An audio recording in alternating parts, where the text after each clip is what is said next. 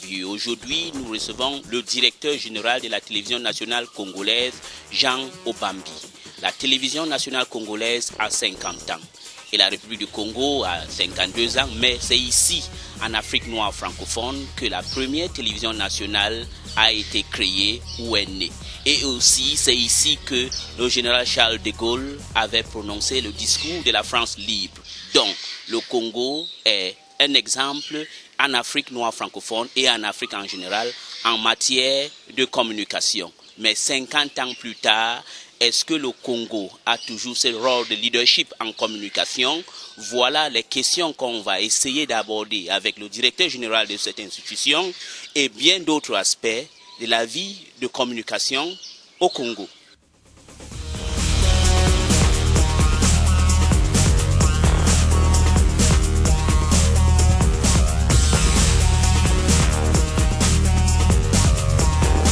Voilà, nous sommes encore ici dans l'émission La Grande Interview. Nous sommes de retour et comme j'ai annoncé, nous devions recevoir le directeur général de la télévision nationale congolaise, Jean Obambi. Monsieur Jean Obambi, c'est un honneur pour moi particulièrement de vous recevoir aujourd'hui dans cette émission. Je ne peux que dire merci à Elie. C'est des occasions subliminales.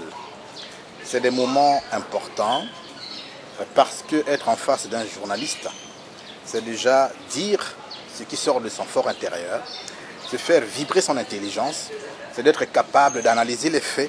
Vous savez qu'en sociologie de la communication, on a souvent dit les faits sociaux doivent être considérés comme des choses réelles. C'est de Maxwell. Alors il est bien évident que lorsqu'on est en interview, on décrit les événements. Or, un événement en matière de communication mérite un commentaire, une analyse et même une synthèse, et pourquoi pas une projection. L'émission Grande Interview d'Elie que nous suivons tous a fait des émules. Dernièrement, celle que j'ai suivie, c'est l'interview qui avait été accordée par le ministre des Affaires étrangères de la RDC. Oh, quel grand symbole aussi en matière de communication. J'ai eu la pensée nette sur un ancien que nous avons connu dans ce pays, M. Ibouvi, qui a tenu avec maestria ce ministère et qui, d'une éloquence ouverte, très universalisée aussi, a permis que nous comprenions bien sûr l'importance de la communication. Communiquer, c'est quoi? C'est aller à l'endroit des consommateurs de l'information de manière à les fasciner. À les fasciner parce qu'on est recteur, à les fasciner parce qu'on est intelligent, à les fasciner parce qu'on a des grands repères de l'histoire politique. Et donc, je ne peux qu'être très content. Mais avant d'aller dans le vif du sujet, je tiens à demander pardon à une personnalité importante qui pour moi est un référent, qui pour moi est un archétype et qui pour moi mérite l'honneur. C'est le président Denis Sassou Nguesso qui a toujours été proche des communicateurs, des journalistes, de la presse, qui a toujours voué une espèce d'amour à l'endroit des gens de la communication. Vous savez qu'il ne refuse jamais l'interview de RFI, de Télé Sud, d'Africa 24, de toutes les chaînes qui peuvent venir à lui. Ce monsieur a mis à disposition un beau bâtiment à la télévision nationale.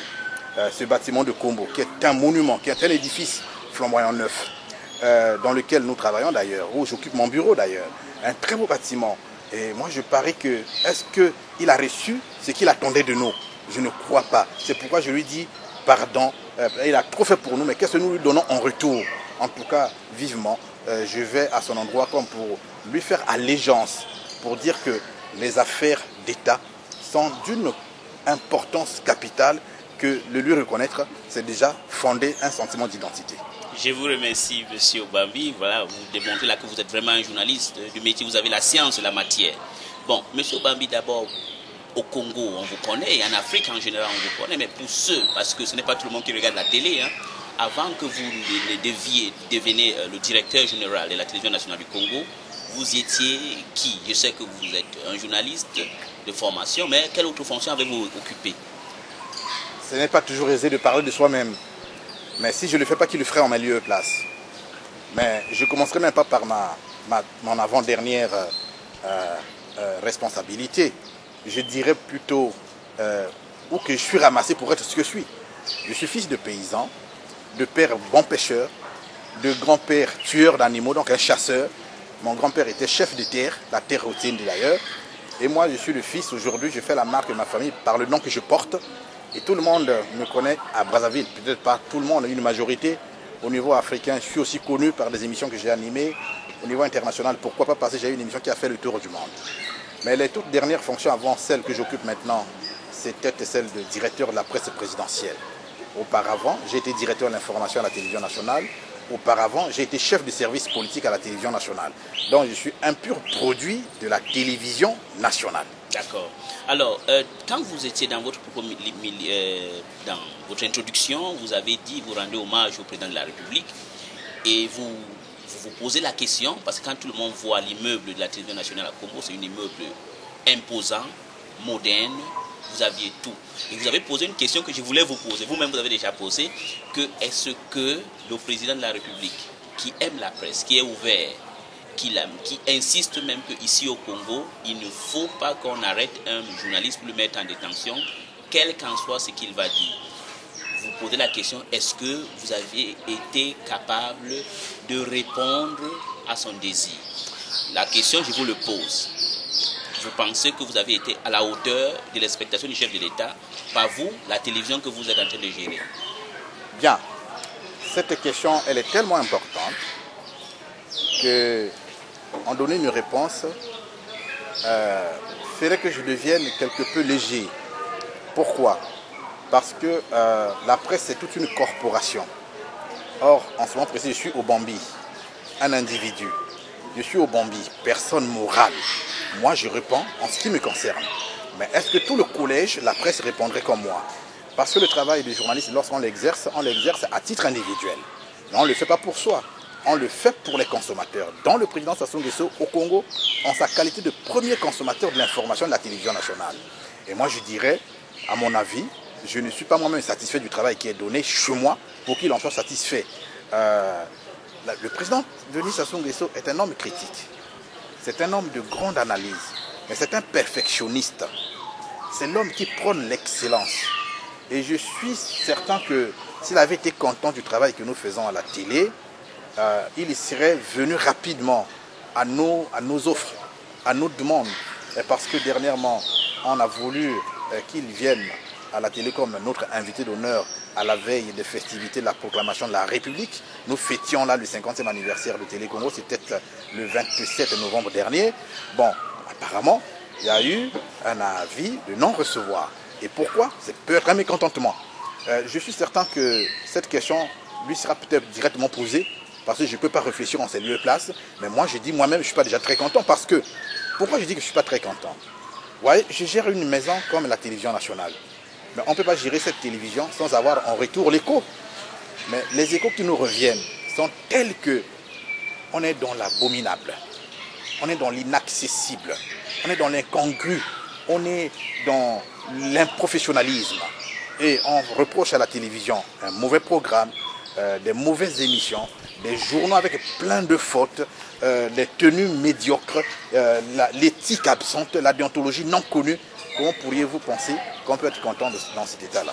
Monsieur Bambi, vous êtes vraiment un journaliste, hein, vous n'avez pas la langue dans votre poche. Mais c'est vous qui êtes à la tête de cette télévision.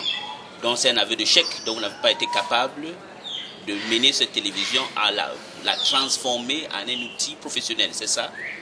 À répondre directement à votre question, je dirais oui. Je ne me dérobe pas en ma qualité de personne morale, c'est un échec. Mais lorsqu'on voit les choses profondément, comment elles s'exécutent chez nous, je dirais non. Je n'en suis même pas responsable parce que la télévision nationale n'a pas d'autonomie de gestion. Je ne suis pas l'ordonnateur principal tant en matière politique, culturelle, économique et administrative. La télévision nationale a pour gestionnaire principal, de par les textes que nous avons, de par le décret de 2003/224 du 23 novembre 2003 qui est co-signé par Akwala et contre-signé par le président de la République qui porte fonctionnement et organisation de la télévision nationale. C'est le ministère qui est le gérant et le gestionnaire de la télévision nationale. Donc c'est partager l'échec, c'est partager cette responsabilité. Donc c'est partagé entre vous et le ministère de la Communication. Bien sûr que oui. Et quand vous dites le ministère de la Communication, c'est le ministre de la Communication. Soit en sa qualité de personne morale. D'accord. Mais en tant que professionnel, qu'est-ce que vous aviez fait comme un effort pour peut-être mener une restructuration? Ce que j'ai fait quand j'étais à peine nommé arrivé à la télévision en 2010, voyant déjà le cadre concurrentiel qui nous permet de nous mouvoir, que ce soit à Brazzaville, tout comme à Kinshasa, j'ai apporté des innovations. Premièrement, j'ai essayé de regarder l'espace du marché des consommateurs. On avait des problèmes, c'était qu'on devrait savoir quelles sont les émissions qui faisaient la cote de popularité de la télévision. On a épinglé les journaux, on a épinglé le sport, les émissions de sport. On a épinglé une émission comme Mbunda Ilila. On a épinglé une ancienne émission comme Kratos, les gens voulaient que ça revienne. C'était moi-même l'animateur. On a épinglé une émission comme MV90. Bon, alors, puis ça, c'est les émissions qui font la cote de Télé Congo. Qu'est-ce qu'il faut faire? Il faut effectivement les amender. Il faut permettre que ceux qui animent ces émissions soient beaucoup plus promptes à la déontologie, au professionnalisme. Et donc, j'ai créé dans cet espace journal au moins 4 éditions. Il y avait une édition de rediffusion le matin à 7 h, il y avait à 10 h un journal en off, il y avait à 12 h un bulletin, il y avait à 16 h des petites éditions en continu de 16 h à 17 h. Pourquoi est-ce que nous avons fait ces petits journaux en continu? Parce que nous pensions que c'était l'émission la plus suivie, le journal, à Télé Congo. Et comme il y avait foisonnement de reportages, d'actualités, donc il fallait caser les actualités dans les différentes éditions. Et pour moi, ces éditions ne devraient pas se ressembler. Elles devraient être des éditions tout à fait autonomes, tout à fait différentes les unes des autres, parce qu'à ce moment-là aussi naîtrait la qualité des prestataires, c'est-à-dire des journalistes qui étaient des présentateurs. Et ça, c'est l'innovation. Autre innovation, c'est que j'ai habillé la télé. La télé n'avait jamais eu un habillage dans le design. Vous savez que un de mes profils dans ma formation, c'est que je suis designer en matière picturale audiovisuelle. Parce que moi, ma spécialité, c'est la télévision nationale, la télévision. Et donc, moi, j'ai habillé la télévision. Elle n'avait jamais connu ce qu'un habillage. J'ai rassemblé les infographes. Ils existent aujourd'hui en une entité bien structurée. C'est moi le premier à les avoir rassemblés et à leur demander de faire le travail d'habillage. C'est comme ça que nous avons eu un générique de journal bien habillé. On a eu des interludes bien faits. On a eu des intermèdes bien organisés. Et on a eu quelques couleurs dans les différentes émissions. C'est moi le premier à avoir fait ça. Mais je vous assure que je n'ai jusque-là, pour la télévision, pu donner que 25% de mes capacités professionnelles et déontologiques. Parce que je n'ai pas l'autonomie de gestion et je n'ai pas les capacités logistiques indépendantes à faire que je puisse, moi, mouvoir mon intelligence à 100% pour faire la télé, véritable miroir de ce pays. Mais qu'est-ce qui vous empêche alors? Non, ce n'est pas que quelque chose m'empêche, c'est que le système dans lequel nous mouvons, nous sommes une télévision d'État dans un style de fonctionnariat très pointu et dépendant de la tutelle qui est notre ministère. Nous avons un décret qui organise le fonctionnement de la télé. Par exemple, sur la gestion financière, vous savez qu'une télévision ne peut pas marcher, ne peut pas exister si elle n'a pas un fonds de gestion autonome. Nous n'avons pas de fonds de production. Nous n'avons pas de l'argent par nous-mêmes pour envoyer les gens en formation à l'extérieur. Nous n'avons pas nous-mêmes les capacités d'acheter le matériel qui manque en ce moment précis. Nous avons 2 studios qui ne marchent pas sur 3. Mais la télévision ne peut pas s'engager à meubler ces studios parce qu'elle n'a pas l'autonomie de gestion. Et donc, il revient au ministère de suppléer, n'est-ce pas, à toutes ces doléances, à tous ces manquements, pardon. Et c'est pas moi, donc forcément, je ne suis pas l'ordonnateur principal comme disent les textes. Voilà. Bon, comme disent les textes. Mais vous avez quand même dit, vous avez 25% de votre capacité que vous avez utilisée et 75%, vous ne pouvez pas l'utiliser. Mais si vous aviez été capable d'utiliser les 25%, je comprends, vous allez me parler des textes, mais vous avez à la tête de votre ministère quelqu'un de moderne. Il a été en France, ça c'est le ministre de Okiemi. Il comprend l'autonomie.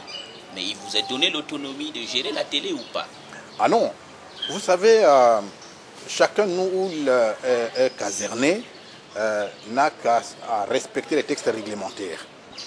Quand moi je dis que je ne suis pas l'ordonnateur principal, c'est parce que dans les textes, c'est monsieur le ministre qui est l'ordonnateur principal. Je vous donne l'exemple. Vous savez que lorsque on parle de la vérité, on ne fait que prôner la justice. Oui. Et cette vérité peut blesser, mais vous allez la découvrir aujourd'hui.